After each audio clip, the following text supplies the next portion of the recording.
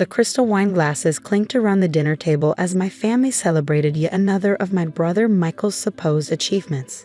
This time, it was his promotion to head of cardiology at St. Clair Memorial Hospital, the same hospital where our sister Emma served as chief of surgery, and where I had once dreamed of practicing medicine.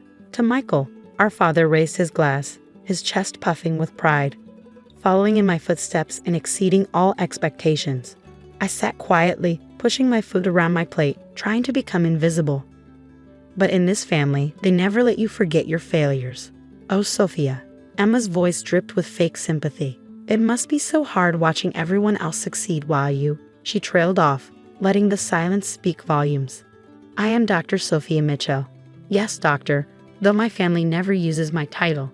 In their eyes, I'm the failure who couldn't cut it in their prestigious medical world. The disappointment who chose a different path. Still working at that little research company? Michael asked, not bothering to hide his condescension. What do you do there again? Paperwork? I took a slow sip of wine before answering. I'm the head of medical research and development at Innovix Pharmaceuticals. Oh please, Emma rolled her eyes. That's not real medicine. You don't even see patients. Our mother nodded in agreement. Darling, we've always said you could try applying to St. Clair again. Maybe start as a resident? I'm sure your father could pull some strings. The suggestion made my stomach turn. 10 years ago, I had been a promising young doctor, top of my class at medical school. But I saw something my family couldn't or wouldn't see. The medical system needed more than just surgeons and specialists. It needed innovation, research, new treatments. I'm perfectly happy where I am, I replied calmly. Happy? My father scoffed. Mitchell doctors don't settle for happy. We strive for excellence. Your siblings understand that. Michael just performed groundbreaking heart surgery last week. Emma's department is the best in the state. And what have you done lately? Emma added with a smirk. Filled out some spreadsheets. If they only knew, the spreadsheets I've been working on for the past 5 years were about to change everything. But I kept quiet, remembering the confidentiality agreement I'd signed. The dinner dragged on, a parade of subtle jabs and not-so-subtle reminders of my perceived inadequacy. Michael bragged about his new Porsche. Emma showed off her latest designer watch, and my parents beamed at their successful children. Finally, I couldn't take it anymore. Actually, I said, standing up, I should go. Big day at work tomorrow. Oh, Michael raised an eyebrow. Someone's filing cabinet need organizing. They all laughed, the sound echoing off the expensive wallpaper of our family home. I grabbed my coat and left without another word, their laughter following me out the door. What I didn't know was that tomorrow would change everything. As I drove home to my modest apartment, my phone buzzed with a message from Marcus, my attorney. All papers are ready for tomorrow's signing. The board voted unanimously in your favor. Congratulations, Dr. Mitchell. I smiled, thinking about the years of careful planning that had led to this moment. While my family was busy mocking my career choices, I had been building something revolutionary. 5 years ago, I discovered a breakthrough in targeted cancer treatment. Instead of taking the traditional route through hospital trials, I founded my own research company. Innovix Pharmaceuticals started small, but our results were unprecedented. The patents alone were worth billions. Major pharmaceutical companies fought to partner with us. But I had bigger plans. I spent years quietly buying shares in St. Clair Memorial Hospital through various shell companies. The board members, tired of the old guard leadership and impressed by Innovix's innovations, were eager for change. None of them knew I was connected to the Mitchell medical dynasty. I had legally changed my professional name years ago, operating as Dr. Sophia Lane in the business world. Tomorrow the acquisition would be complete, and St. Clair Memorial would have a new owner. That night, I could barely sleep. I kept thinking about the expressions that would appear on my family's faces when they realized the truth.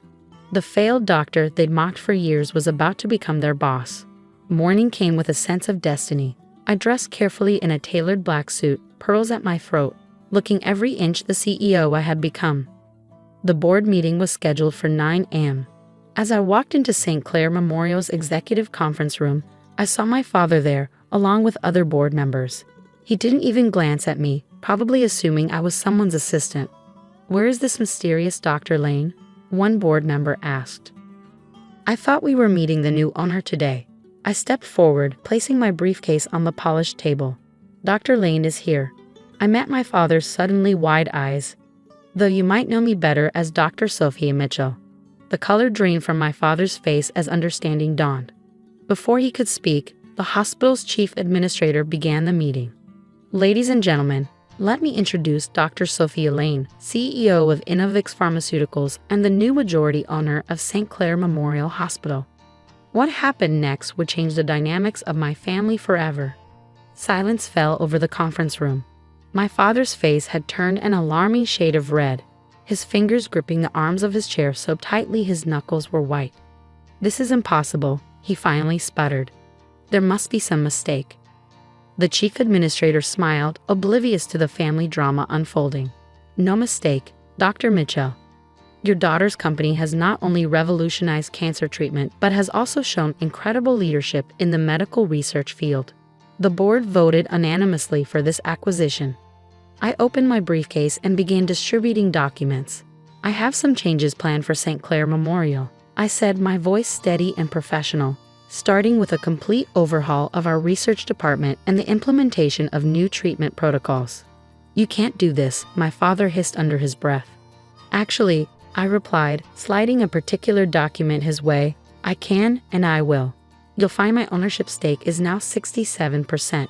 And as the new majority owner, my first act will be appointing a new board of directors." The meeting lasted 2 hours. I outlined my vision for the hospital, integrating cutting-edge research with patient care, establishing new treatment centers, and creating a more collaborative environment between departments. My father sat in stunned silence as the other board members enthusiastically supported each proposal. His power, his influence, his control, all of it was slipping away. By the time the meeting ended, news had spread throughout the hospital. I stepped out of the conference room to find Michael and Emma waiting, their faces twisted with a mix of shock and fury. "How dare you?" Emma spat. "This hospital has been in our family for generations. And it still is," I replied calmly, "just under different management." Michael stepped forward, attempting to intimidate me with his height. "You think you can just walk in here and take over? You don't know the first thing about running a hospital."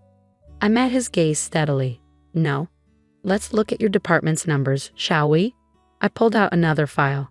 "Under your leadership, the cardiology department has seen a 15% increase in readmission rates. Patient satisfaction scores have dropped to their lowest in 5 years. He flinched as I continued. "And Emma, your surgical department's budget is over by $2 million, with no corresponding improvement in outcomes. You've been spying on us?" Emma's voice rose to a shriek. "No, I've been doing my due diligence as a potential buyer, something neither of you bothered to do with your own departments, apparently." Our father emerged from the conference room, his face set in stone. "Sophia, we need to talk. Privately." We stepped into his office, soon to be my office, and he closed the door. For a moment, he just stared at me, as if seeing me for the first time. "Why?" he finally asked. "Why did you do this? Do you remember what you said when I told you I wanted to focus on research?" I asked quietly. "You said I was throwing my life away, that I'd never amount to anything if I didn't follow the traditional path." He looked away, but I continued. "You never saw that medicine could be more than surgeries and hospital rounds. While you were all mocking my little research company, I was developing treatments that are saving thousands of lives. And now you've come to punish us." His voice was bitter. "No," I shook my head. "I came to fix what's broken. This hospital has been coasting on its reputation while falling behind in actual patient care. That changes today." A knock at the door interrupted us. It was Marcus, my attorney, with more papers requiring immediate attention. As I turned to leave, my father spoke again. "Your mother will be devastated." I paused at the door. Maybe it's time she learned to be proud of me for who I am, not who she wanted me to be. The next few weeks were a whirlwind of changes. I appointed new board members, restructured departments, and implemented the innovative treatment protocols that had made Innovix successful. Michael and Emma were forced to adapt or leave. To my surprise, Michael chose to stay, gradually showing real interest in the new cardiac treatments we were developing. Emma resigned, taking a position at another hospital across the city. My mother stopped speaking to me entirely. The family dinners ceased, replaced by tense meetings in hospital corridors and formal emails about policy changes. One evening, about a month after the takeover, I was working late in my office when Michael knocked on my door. "About a minute?" he asked, looking uncomfortable. I gestured to a chair, and he sat down, fidgeting with his tie.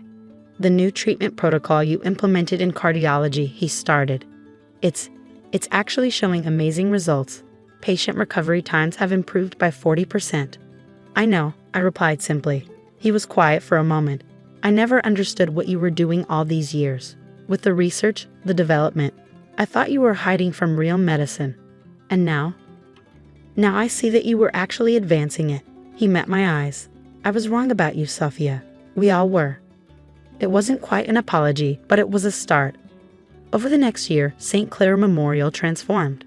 Our patient outcomes improved dramatically. The research department, once a neglected afterthought, became a leading center for medical innovation.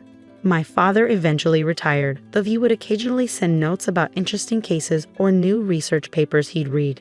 It was his way of trying to bridge the gap. Emma remained distant, but I heard through hospital gossip that she had started implementing some of our treatment protocols at her new hospital. The family dinners never resumed, but something else took their place. Every month, I hosted a dinner for the hospital's research team, celebrating their achievements and encouraging new ideas. The conversations were lively, focused on innovation and possibility rather than status and tradition. One evening, as I was leaving the hospital, I overheard a young resident talking to a colleague. "Did you know Dr. Mitchell developed the treatment protocol we're using? She's completely changed how we approach patient care." "Which Dr. Mitchell?" the colleague asked. "Dr. Sophia Mitchell," the resident replied, "the one who runs everything." I smiled to myself as I walked to my car. Not poor Sophia anymore. Not the failed doctor who couldn't cut it. Just Dr. Mitchell, the one who runs everything. Sometimes success doesn't look the way others expect it to. Sometimes it means forging your own path, even when everyone tells you you're wrong. And sometimes, the best revenge isn't proving others wrong. It's proving yourself right. The name Mitchell still hangs over the hospital entrance, but now it means something different. It stands for innovation, for progress, for the courage to challenge the traditional way of doing things. And every morning, when I walk through those doors, I'm reminded that success isn't about meeting others' expectations. It's about exceeding your own.